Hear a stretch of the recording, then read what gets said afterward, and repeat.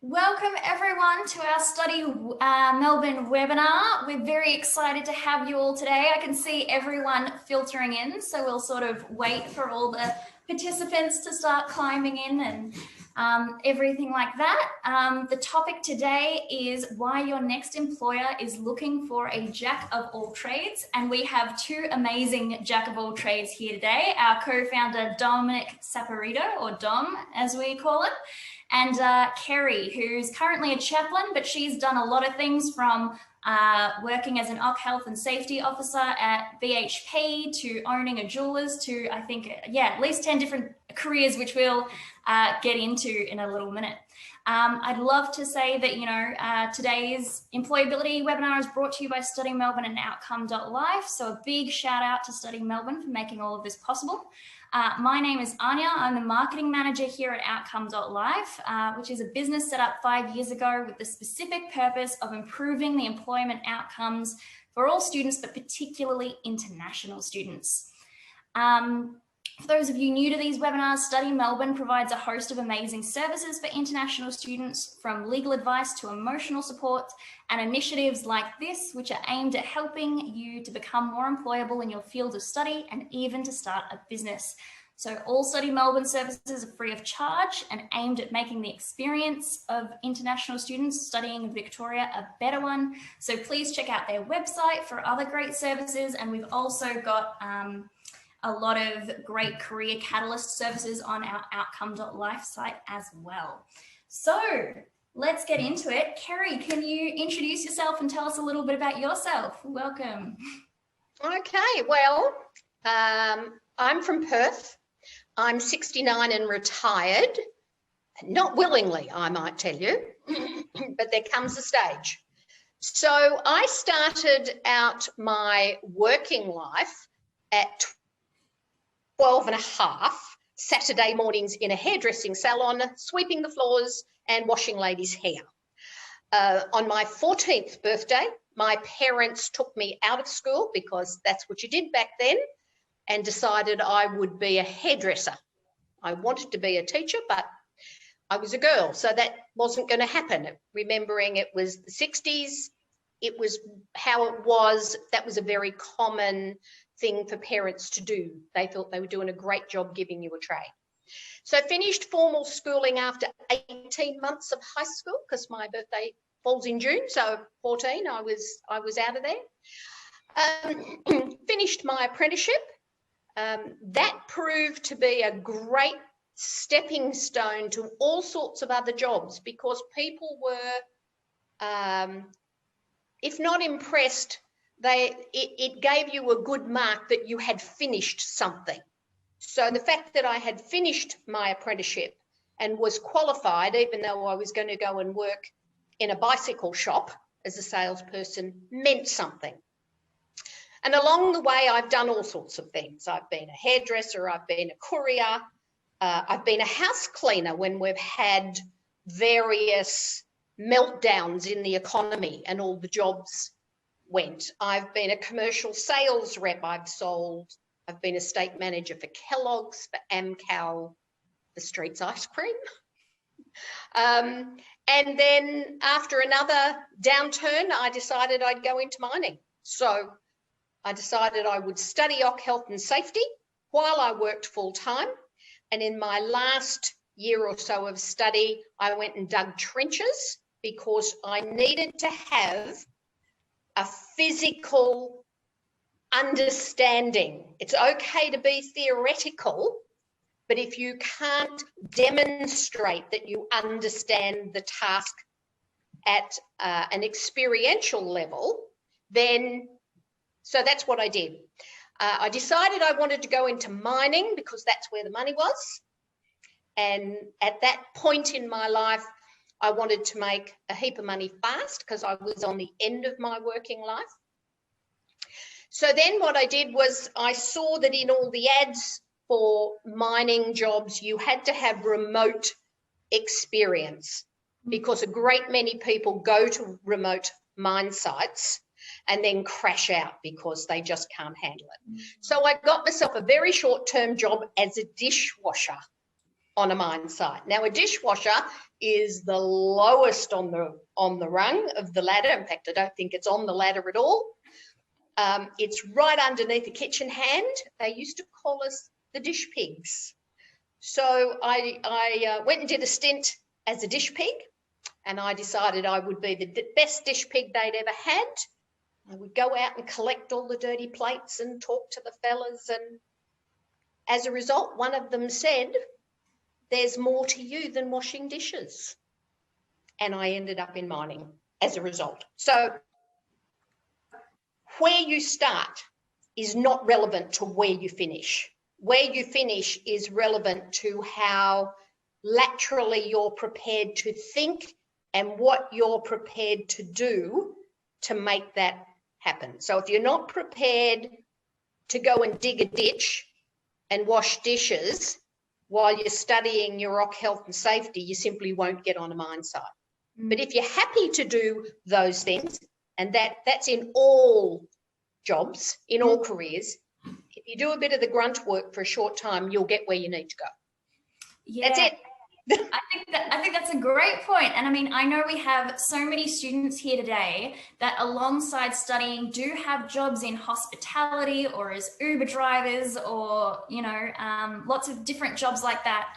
And I think it's a great point that that's what employers look for too. They do look for that experience. And I know you also mentioned, you know, completing your apprenticeship. And, you know, here we still have apprenticeships if you're in a trade related field, but we also have internships and different things like that, that you can, you know, prove your experience to potential employers, and it gives you, that better experience. So I think the VET system is highly underrated.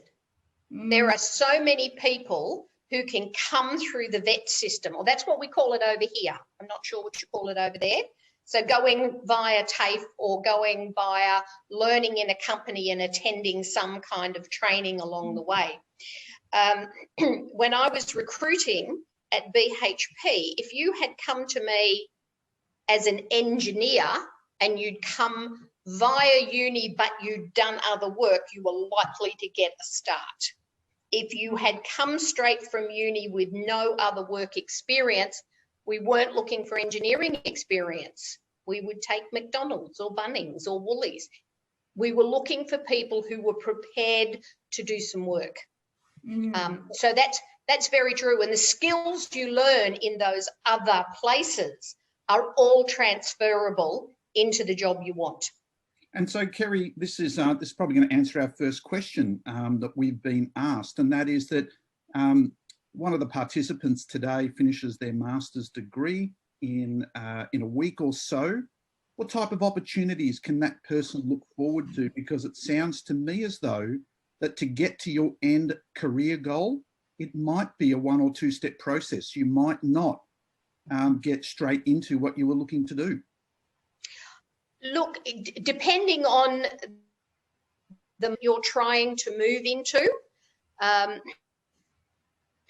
I would suggest very few people come out of uni and into the job they want.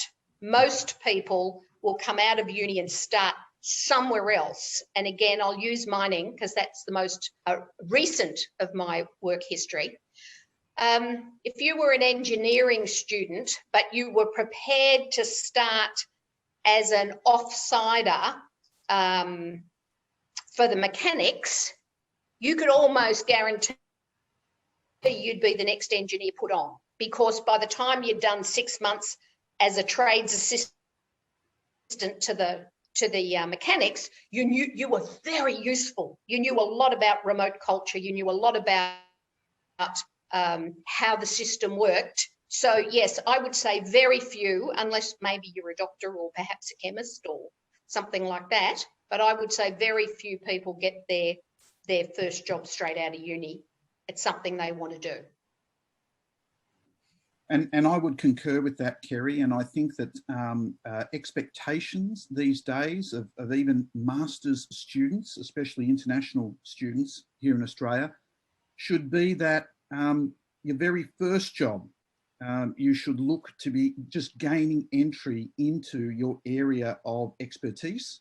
And it really doesn't matter what you do. And in a way, treat it as a bit of as an easy, you know, first 6 months, first year, just to get a feel for how Australian work practices, you know, how Australian businesses work, and ease yourself in. And I always say to people, and just look at us, Kerry, you got 40 years of your life to work.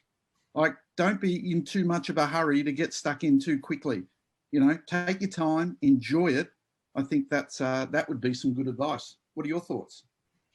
Look, I think it's really important to understand culture. And I don't mean culture by your country of origin. I mean culture of the place where you're going to work. Every workplace has its own distinctive culture, its own written rules and its own understood rules that everybody gets to learn and understand that they exist in this place.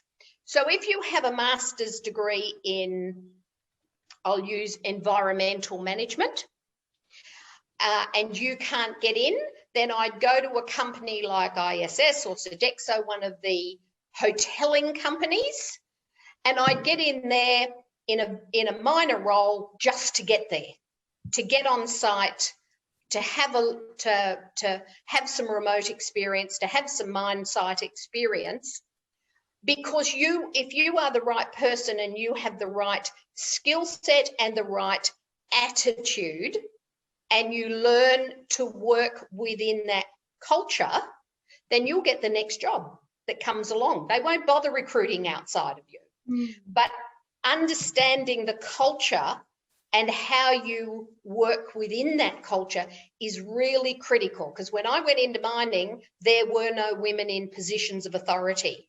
So we had to get the front end loader and bust that ceiling. You know, there was nothing, we weren't tame about it. We cracked straight through it. But regardless of what your gender or your nationality or your background is, you need to understand the culture of the marketplace you want to work in, because they're all different. Yeah. And Kerry, I was going to say, there's another question here by Anna saying that, you know, she's applied for lots and lots of jobs in mining, but no one even gets back to her. What do you think the reason would be, and how can she? And I think you mentioned it earlier. Perhaps, you know, don't worry about BHP and Rio. Go to the second tier or third tier just to get in.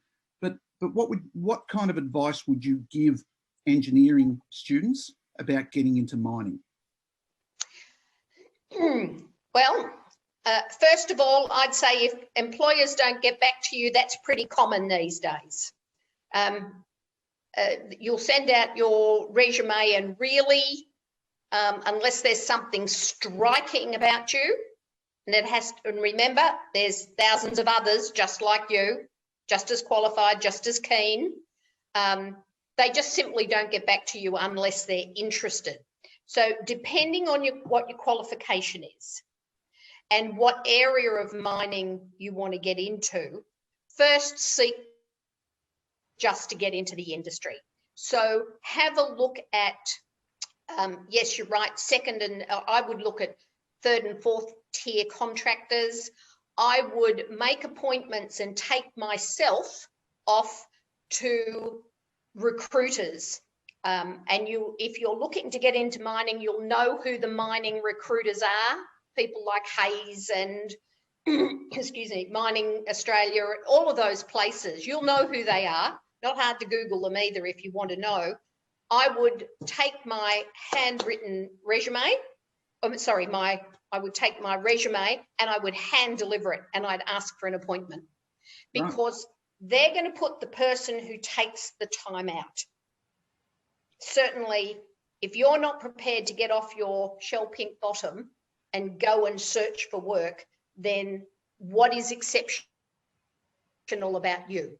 But if you'll, you know, it's not an easy road, and you might have to do 50 interviews, but I sort of could almost guarantee that if people walk into an office with a resume and a deep desire and a good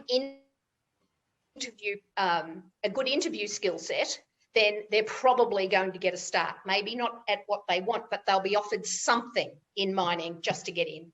Yeah, I think another thing we talk a bit about as well, Kerry, is that, you know, it's about different ways that you can get in. And you sort of highlighted that of just sort of looking into the industry you're doing, even if it's a job that's not exactly what you want, just so you can get a start. But another thing we talk about is sort of networking and meeting people and getting in that way, because, you know, if someone knows you and knows that you has seen demonstrations of your work ethic or your ability to communicate, you know, they're more likely to recommend you, which can be a bit easier to break into the industry as well. What do you think about that?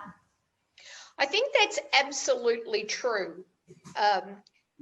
Employers are looking for a certain level of competency in the job that you're applying for, but more than that, they're looking for attitude. So are you willing to do what needs to be done to fit into that role? Are you willing to do, perhaps not if you've got a master's degree, but are you willing to do other training? So you might get on a site as an OC health and safety rep, which is the first rung, but are you willing to do other studies while you get experience? And probably, by the way, even if you have a master's degree in something, engineering, we'll take that today, are you interested in getting a very easy Cert 4 in OC health and safety? Because now suddenly you have another string to your bow and you'll be learning about that while you're on site. So the difficulty with networking in a COVID environment is we can't. So I would be looking at as many webinars as you can on mining, so you get your face and your name into those places. Yep. Yeah, fantastic. And we've got a couple of questions here about internships. Kerry, when you were recruiting at BHP, did you look out for people who had done an internship and perhaps give them, you know, a bit more of a look than those who hadn't? Oh, absolutely. Anybody who had, first of all, worked while they were getting their degree, any kind of work, Yep. didn't matter what it was. If they'd worked, that told us they had a quality about them. They were willing to do something to progress their life. And if they had been lucky enough to do an internship, then they really soared to the top of the tree, because this said they had experience in the role that we were asking them to do. So internships were really, really sought after. Fantastic. And there's a question here from Nathali. There's two ways in Australia to do an internship, and internships are always unpaid in Australia, especially if they're under 3 months. One way is that at your university, they may allow you to do an internship for course study. So a couple of the universities that we deal with, Central Queensland University, University of Queensland, and all sorts, they allow that. And so my advice is that you take that opportunity, give up an elective and do an internship, because it's definitely going to help you become more employable. And so that way you're not paying any more. You are paying for the internship, but essentially you're paying for that elective, and your elective is a work placement. So that's one way. The second way is that if your university doesn't offer that, then you will need to go outside of your university studies to a business like ours, Outcome.life, and you can do it as part of our work readiness program. And so it does need to be part of a course. We offer a course, and you pick up a certificate, and included in that is the ability for you to do an internship, which we work with you and find the one that you are after. And so they are the two ways that you can do an internship in Australia.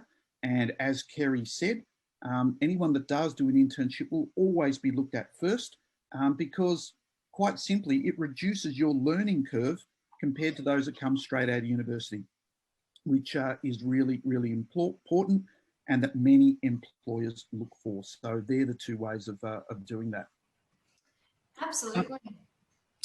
Yeah, go for it, Dom. Oh, I was going to say that there was a question early on, Kerry, saying, what do recruiters look for in aptitude test scores. Did you use aptitude tests when you were recruiting?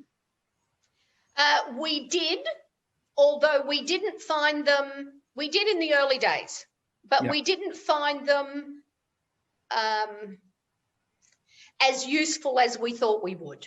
Right. We actually found people's resume, their work history, and the ability to go back to their former employers and talk to them was far more useful, because we would get, it wasn't hard to get information like highly talented, highly qualified, very lazy.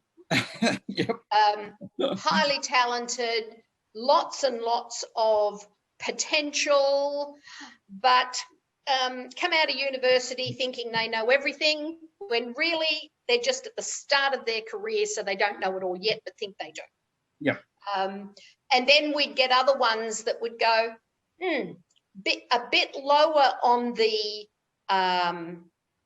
competency at the start, but learned very well by experience, because we all learn differently. Yep. Some of us read books and go, I can do that. Others of us go, yeah, I've read the book. Can you show me? And once you've shown me, look, I worked with operators of, and we're talking massive machinery. Think about a 2-story house in Melbourne and put 3 of those together, and that's the size machinery these guys were working on. They couldn't read, they couldn't write, but my gosh, they were extraordinarily clever. Yeah. And what they had learned, they'd come on in their youth on a pick and shovel, but they were very numerate. They mightn't have been able to articulate numbers, but they'd look at a distance or a depth. They were fantastic, incredible people. That's the kind of information we got by interviewing past employers. And the other thing I would bring out at this point is for young people particularly to be very careful of what they say and put on social media. It is a killer. We would have gone down to the wire on, we're going to focus on these 10 applicants. They always had to sign an agreement for us to look at their social media. 7 of them wouldn't make the cut. So, you know, please be very careful what you're saying on social media. I think that's It's a killer. Great point. We have some webinars we actually run on how to set up your LinkedIn to look professional. But as someone who, I'm a marketing manager now, but previously I specialized in social media management. And personally, except for LinkedIn, all of my accounts on social media are private. Really, I'm just on Instagram and I just post cat photos, but it's just something that isn't particularly relevant to employers, and no one besides my friends or family are interested in seeing cat photos. So it's the kind of thing of, you know, be careful what you post. And also I would encourage you, unless you have a particular reason for it to be public that you've thought carefully about, I'd encourage you to just make your profile private as well for security reasons. Yep. Absolutely. Good advice just for now. A good question by Osama, and we get this a lot, and it says, how do I demonstrate my value so I can get a paid internship rather than unpaid one? Well, Osama, the answer to that is, in Australia, there's actually no such thing as a paid internship. And the reason for that is that if you do a paid internship, you must by law be paid minimum adult wage. So what does that look like? It's a job. So a paid internship is a paid job. And you've probably realized how difficult it is to get your first paid job. So imagine how difficult it would be to get an internship that's paid, knowing that at the end of 3 months or 6 months, you will leave. There's hardly any employers in Australia that are going to agree to that, because they want certainty of who they're going to bring on. And if they're going to bring on someone that they're going to pay minimum adult wage to, there's no way they're going to agree to it being an internship. And this is why the government has allowed universities and registered training organisations such as us to allow unpaid internships for course credit.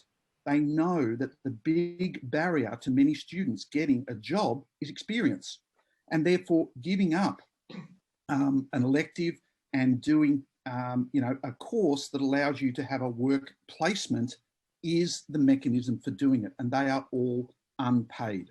So again, paid internships, rare as hen's teeth. You will not find them because you have to be paid as a job. So hopefully that answers that question. But there's another good one too. Kerry, what are your thoughts on, we used to call them virtual internships, but now they're just remote internships. Useful? Personally, I wouldn't like to run an internship that way, because I want to be side by side with my intern and mentoring them while they go, catching them do something well, and when they don't do something well or quite the right way, being there to be able to show them and fix that fairly quickly. However, I'd have to be open to it in this particular environment. Yeah. I think there's all sorts of opportunities now in technology that allows a whole raft of things that didn't exist before. And we didn't have to think about before because we could put people together. Just going back to the point you made about internships, sometimes we need our students to have a slight change of mindset about working for free. And the first thing is you pay for your education either with money or experience. And experience is a lot cheaper on the hip pocket, but will get you further than paid learning in terms of an internship. The second thing is, from an employer's point of view, you're not real good for the first 3 months. It takes you time to be useful, and people need to produce, to be money producing or value producing for somebody who's going to pay them a wage, regardless of how little it is. But my overriding statement is you pay for your education either in time or in money. So understand when you're doing an internship, it's an investment in your future. Yeah. And I would concur with that. And having now placed 10,000 interns into internships over the past 6 years, we find that most interns during their first 4 months, really, they're still walking around bumping into things. They have no idea. And that's okay. And that's why, you don't get paid. And then they start really finding their feet in the second month. And then they really start delivering value in the third month. And it's no coincidence, it's during that third month where many of them convert their internships into a job. And so hence, I call them kids because everyone's just so much younger than me. But kids need time. They need time to fit in. And if you've got the pressure of being paid an adult wage from day one, chances are you're not going to perform as well as if you're not. And so I think again, giving up an elective for course credit to go in and get some work experience, I think it's a wonderful program, that the government has set up and allowed so that students can get some experience and be the front runners in jobs. Yeah. There's a question by Gustavo. How do universities support international students to find a job linked in their field? Well, they don't. It's not their job. And look, I think universities more and more are, involved in making sure that their graduates get jobs, but that's not their job. And so you need to perhaps look outside of it. However, those universities that do allow internships for course credit, they are definitely helping. So if you have the opportunity to do one of those, definitely take it up. This is great. Some great questions coming through.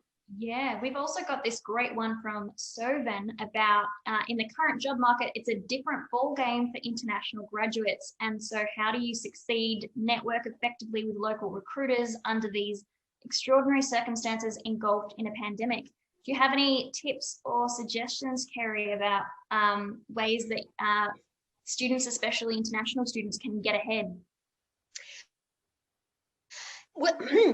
Well, I do, but I don't know that they'll like them. Are we talking about international students located in Australia? Yes. Right. If you're an international student located in Australia, you've got a huge, big summer break. You finish in November, you don't go back till February. Go get some work in the industry you want to get in, even if that means washing dishes. Whatever your industry is, go get some work. If it's mining, go to the hospitality companies and say, I'd like to go on site as a cleaner. First of all, they'll pay you a lot of money to do that. But your next job interview has you being on site. So they're not interested that you were a cleaner. They were interested that you went and you got experience and so forth. If it's in business, go get a job over the Christmas period in retail. I mean, retail screams for part-timers and casuals over the Christmas period. Whatever your industry is, I can tell you most of the full-time workers want time off over Christmas and New Year. Go put your hat in the ring and work. Just because you've been at uni for 26 weeks with all the other holidays in the middle and, oh dear me, I'm so stressed because I've got exams, doesn't cut it with an employer. But you go and work the summer holidays and suddenly that says a lot about your character and your attitude to you getting where you want to get. Not somebody else's job to get you there, your job to get you where you want to get to. Harsh but fair. And I think on that point, we talked a little bit about this before the webinar, Kerry, but at the end of the day, I don't think employers look at the grades. They look at all the other things you do while you're studying. So absolutely, with study, you should give it your best and, try and pass. But I would encourage you not to stress too much about the actual grade and make sure that you're also doing things to build yourself up to get a job, whether that's doing a job over the summer or interning alongside your studies. There's lots of different ways to go about it, but I think it's not just about the grades, it's about all the other things and proving that you've learned what you've learned. Look, P's get degrees. So, yes, you should do the best you can. But if you were a student studying nursing, then there's no reason for you not to go and do a shift a week in an aged care facility because they're screaming out for them, and yes, you'll get a job in that. Like there's a lot of places while you're doing your degree you can get work where you'll get life experience. But where you want to get in your career is up to you. It's not up to your university. It's not up to your mother. It's not up to them or they. It's up to you. And you can't be jealous or envious of somebody else and where they've got to if you're not prepared to do what they did to get there. Life's not easy, but it's not hard if you dig in and do what you need to do. And one thing I would expand on that, Kerry, is that the placement that you do over summer, it's not about the skills that you're going to learn. Although it is, you're going to learn plenty of skills, but it's about the network that you're going to be able to build. So introduce yourself to every single person in the organisation, connect with them on LinkedIn, show them that you've got this aptitude to learn and to put in, and you will be surprised. I mean, it's far easier to recruit from within and take a chance on someone that all you know about them is, their resume in your inbox. And so I can't tell you the number of people I know that did start off as a dishwasher, the cleaner, the picker, the packer, whatever, and then moved up in the organisation. They get rewarded for their effort and their work. So, Kerry, that is fantastic advice. Just get a job in your industry at whatever level and network, and you will be surprised at how you'll move up the ladder and how quickly that will happen. Great advice. And I think there's that you can network anywhere. And I think you actually, Kerry, have a really good story about how you were networking when you were working as a house cleaner. That's correct. In the 80s, there was a massive downturn. And at that stage, can't remember what it was. I was the state manager for Kellogg's.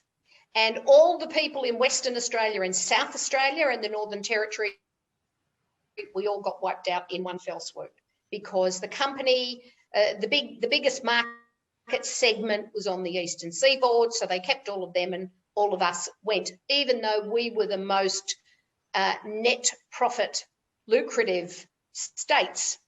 That apart, I still needed to put food on the table, so I went house cleaning because it was a skill set I had as a wife and mother. I was a darn good housekeeper. So I was doing this young lady's ironing and she was sitting at the table and did a throwaway line of, I don't suppose you know anything about statistics, do you? And I went, depends on what you're looking at and what are your numbers. At which point the pen poised and she said, what do you mean? I said, oh, well, I've got a degree in business. The next thing I knew, the next day I was at an interview with her national sales manager, and a week later I was her boss. Wow. So get a job doing anything and be pleasant and be happy and be cheerful and do it with a great attitude. Any work, because somebody will know somebody who knows somebody. And even if that's sweeping the floor at the cafe or the hairdressers, when you're doing it with a brilliant attitude, someone will go, there's more to you. I've got a brother who is, or my uncle works for. Networking is not about just people with titles and highfalutin status. It's also the ordinary man in the street. Somebody knows somebody. And I'm going to knock out 3 questions right here with that comment, Kerry. And that is that every time you meet someone, that is the interview. And I'm not kidding. And I say to even my kids who are both at RMIT at the moment, their job as a student is to go to at least one industry meetup a week, whether that be online or in person. And they're to meet the most 3 significant people in the room. And they normally look like me, you know, old and ugly. Because we're the ones that are most likely going to offer you a job or refer you to someone that is looking to employ you.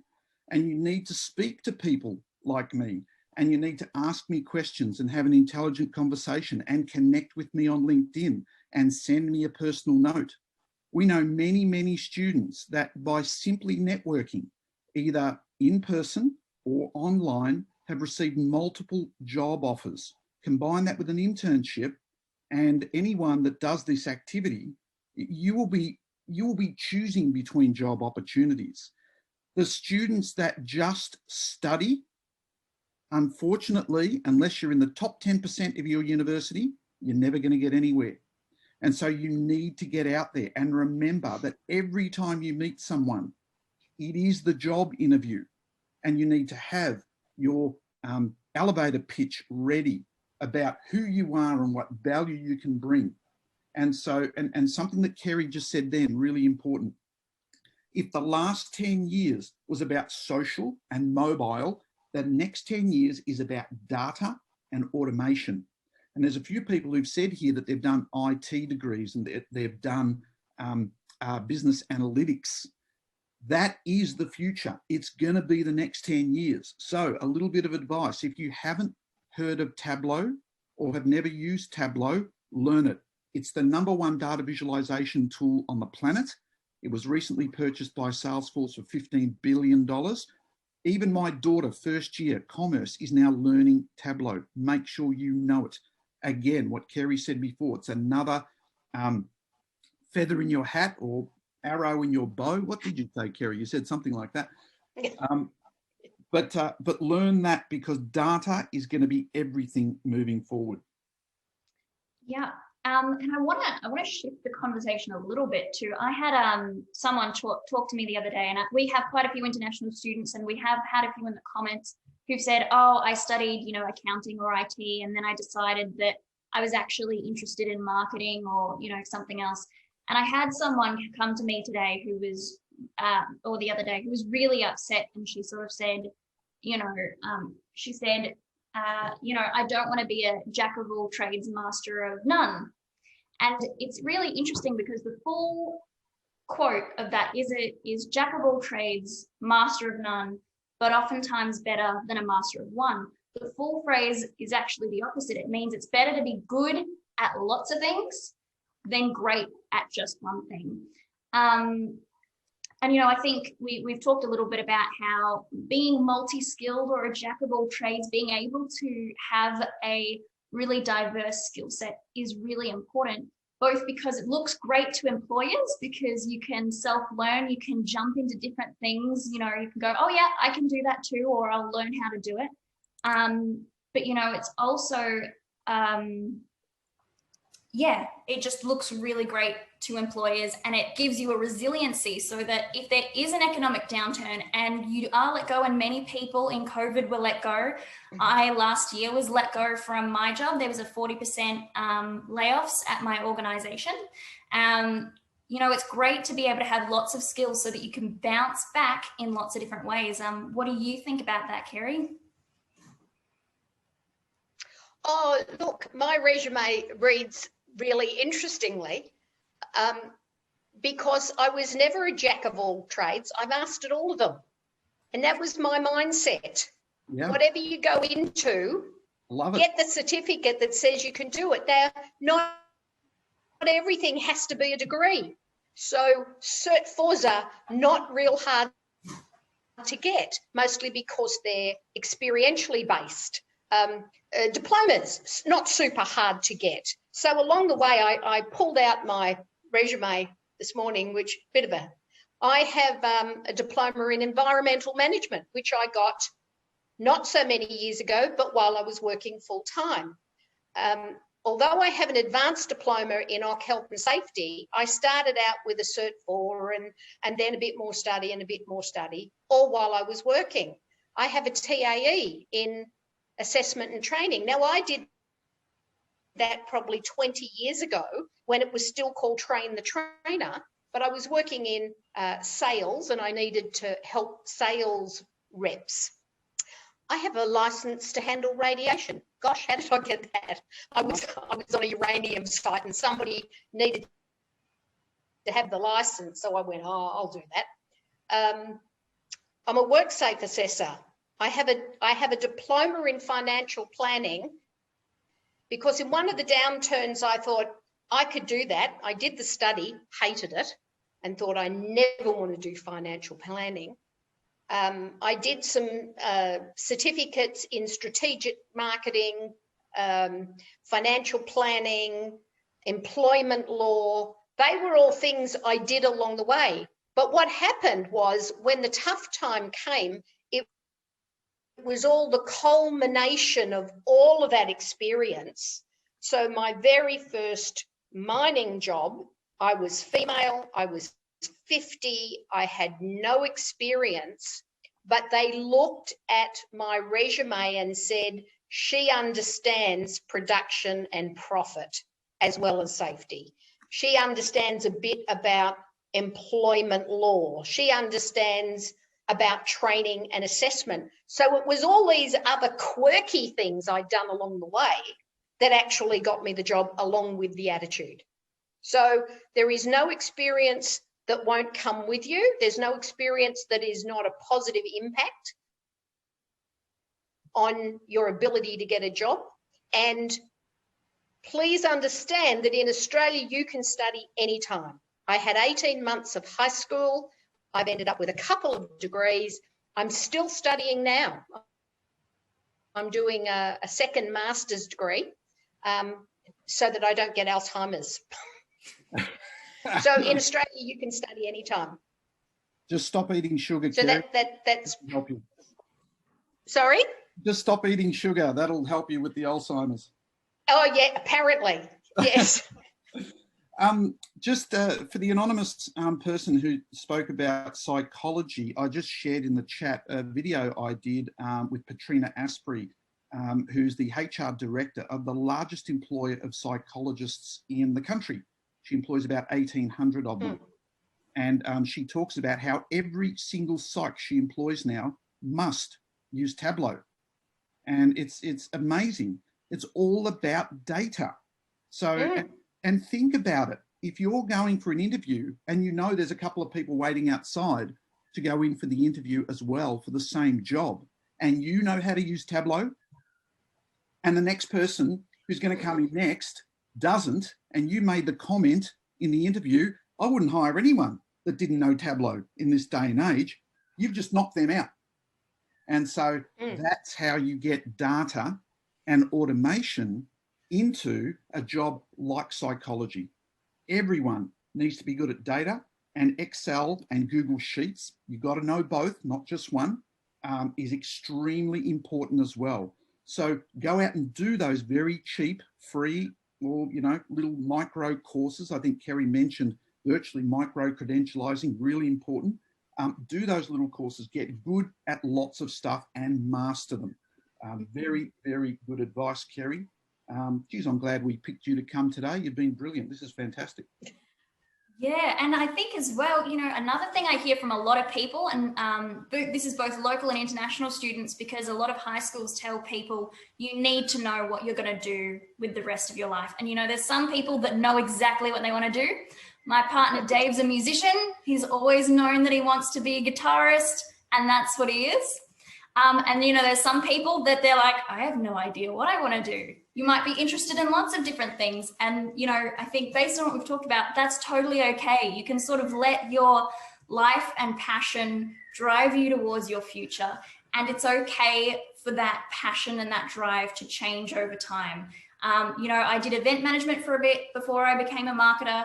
You know, Kerry, you've been a taxi driver, a pharmacist, a businesswoman, you know, been lots of things. Dom, I know you've owned lots of different businesses across lots of different industries. And we're all here today working in something that we really enjoy. So it is never too late to change or to pick something else. You know, we can always be moving forward. And like Kerry said, nothing you do, all your skills come with you. So past experience is never going to be a burden to you. It's only going to be an asset to you. Yeah, and for those who haven't met me, I was originally a chartered accountant. My wife made me do it. I hated every minute of it, even though I spent a decade in it. I was good at it, but I just couldn't stand it. And so for me, I always wanted to own my own business. And I've started 20 businesses in my life up until this point. 10 of them were absolute rubbish. And so I quickly shut them down.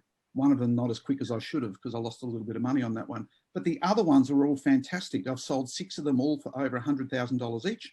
And I'm currently running 4 businesses, which I just love at the moment. And I think that the most interesting people I have ever met are the people who have no idea what they want to do when they grow up. And I suspect, Kerry, like me, we still don't know what we want to do when we grow up. And I think that's absolutely fantastic. And don't think that whatever you studied at school, for whatever reason, and we know that a lot of internationals, you're only studying what you're studying to get PR. No problem. We don't care about that. You know, we will help you transition into areas that you want to do. And a lot of you may be studying something simply because your parents made you. And I feel for you. And again, we can help you transition into something that you wish to do, because life is very short. And those people who are doing or working in what they love never work a day in their life. And right now for me, because I love helping international students get jobs. And I think it's because my parents and grandparents had the same issue when they came here to Australia in the 50s. From Italy, that they had a lot of trouble getting jobs. And so they had to start businesses to create their own employment. And so, you know, don't worry, there's people out there, there's people that have done it before, and you can do it too. And you know, if the world doesn't want to employ you, start a business. I did, and it's easier than you think. In fact, I even run a pre-accelerator program in conjunction with Study Melbourne and La Trobe University on how to do that. And you certainly can hit me up for more information on that. Here's another question for you, Kerry. How important is extracurricular activities to add to your value? And so I'm thinking things like playing sport, being part of a church group, you know, doing anything in your community, volunteering. How important would that be, Kerry? Look, I think that's very important. Being part of a team, whether it's a sports team or a church sewing group or, you know, clean up, those things, anything that involves teamwork is absolutely almost essential, because it tells us a lot about who you are and how you think. Volunteer work, that would be important depending on your area of study. So if you were doing nursing, then volunteering in aged care would be wonderful, because it's relevant. It's almost like an internship. So yes, but what I would say is a bit of caution. Don't do 25 things. Pick maybe 2, no more than 3 in things you do in other activities. And it's quite okay to do something for pure fun. So if you want to go learn belly dancing or tap dancing or you're going to learn rock climbing, fabulous. But yeah, have something that's a team effort, something that's fun. It says we know you know about life balance. And also with that, I know many people, including my son, who he plays hockey at quite a high level, and he ended up coaching a kid whose father owns a construction management consulting company. Guess where he works now? In 3rd year at RMIT Construction Management. Networking. It's networking. So you know, to be able to join a hockey club or a footy club or whatever it is, you never know who you're going to meet. And remember, every conversation with a new person is an interview. Yeah. Yep. And this is a great way to get a job. That's excellent advice. A little bit of warning too on volunteering. You can volunteer for non-for-profits, no problem. But you've got to be careful when you're volunteering for for-profit businesses, because there is an obligation that if you are doing a regular work with them, it's a job. So don't get caught out there. So just be a little bit careful. If you do have any questions about legalities of working, remember, this is where Study Melbourne can help you. They have lawyers that can answer your questions, and it's all for free. Hit them up on their website, give them a buzz. They're still very much working, even though their centre's closed in Hardware Lane. They can help you. And the other things that Study Melbourne do that are very, very important. So one is obviously those legal advices of anything you need, but the other one is too, that if you are struggling to cope, or you have a friend that you can see that they're struggling to cope, you can have a confidential discussion with one of their social workers. We do not want anyone to suffer mental health issues. It's a big, big issue at the moment, especially with COVID. And Study Melbourne are here to help. It's all free, very confidential. Hit them up if you or a friend needs any help. Fantastic. Well, I can't believe it's almost been an hour already. The time has been flying by for me. This has been a lot of fun. Do you have any final words of advice or thoughts on anything we've been discussing today, Kerry? Look, I do. Don't be in a hurry to grow up. It's a trap. Any opportunity that comes past your door, don't say no just because it doesn't fit your ego. Say no because you really don't want to do it.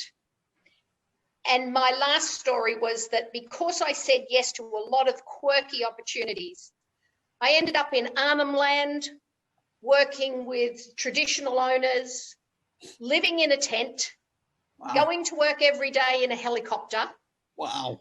I've worked in the Great Sandy, sleeping in a swag. I've had these amazing experiences that a woman of my age, and a woman full stop, shouldn't have ever had. I had them because of all these quirky things that I'd done before. They all melted in and they went, oh, let's take her because she's got all of this other stuff she can do. Say yes to more opportunities. Don't have to look at the pay packet. Look at whether it would be interesting to do. And you'll find yourself in some fantastic places doing some fantastic stuff that you never, ever expected in your life.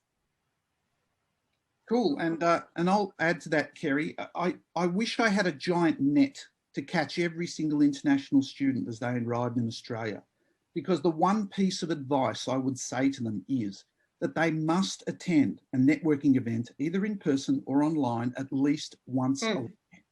And their job at that night is not just to eat, you know, pizza and drink beer and chat with the good-looking guys and girls. Not that you shouldn't do that. I think that's very important that you do. But to chat with the older people in the room, the people that might be able to offer you a job or refer you a job. Connect with them on LinkedIn, and Rahul, we will provide you with our LinkedIn links in just a moment to connect with us. Make sure you send a personal invite with every single connection request. The most important thing, and if you need to know more about LinkedIn, please come along to the webinar that we run. I run it myself. I'm very funny, so you will enjoy it. But networking is key. By the time you finish your degree, you should have 300 to 500 significant connections. And if you do that, you will have no problem getting a job here in Australia. Remember, Australian businesses do not recruit skill sets. They recruit people. And you've got to show that you're a person, and you've got to build your interpersonal skills. It's not about your marks. No one cares about your marks. I had a recruitment agency for 14 years. And never once did anyone ask to see anyone's marks. Yeah. And so, you know, more important that you build your interpersonal skills. I love that comment, Dugu. I think these are the times we need to get out of our own comfort zone and be open-minded. 100%.